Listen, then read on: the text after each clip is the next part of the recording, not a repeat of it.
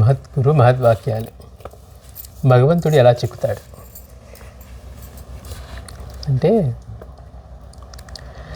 భగవద్ దర్శనం కోరని భక్తులు ఎవరు ఉంటారు? అందరూ అనుకుంటారమ్మా, నేను ఆరాధించే దేవుడు కనపడాలి, ఆ మూర్తి కనపడాలని అనుకుంటాం. అయితే ఈ దర్శన భాగ్యం పొందేది ఎలా అనేది అసలైన ప్రశ్న. ఆయన అట్లా అనుకుంటాం కానీ నిజానికి మన కోరిక తీరటమే ముఖ్యం.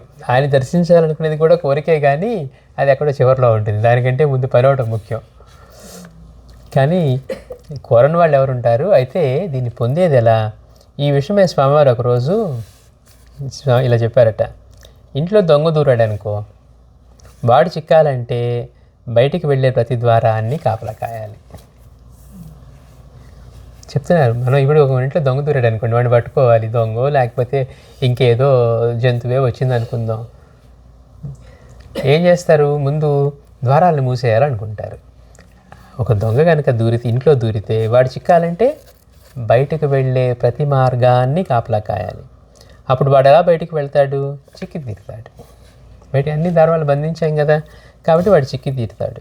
అలాగే జప, తప, ధ్యానం, హోమం, ప్రాణాయామం మొదలగువి చేస్తూ ఉంటే దేనికో దానికి చిక్కకపోడు అని, దేనికో దాన్ని చిక్కకపోడా భగవంతుడు అంటే అన్ని ద్వారాలు బంధించాలని చెప్పినట్టుగా ఇట్లా జప, తప, ధ్యానం, హోమం, ప్రాణాయామం మొదలైనవి చేస్తూ ఉంటే దేనికో దానికి చిక్కకపోడా భగవంతుడు అని బోధించారు.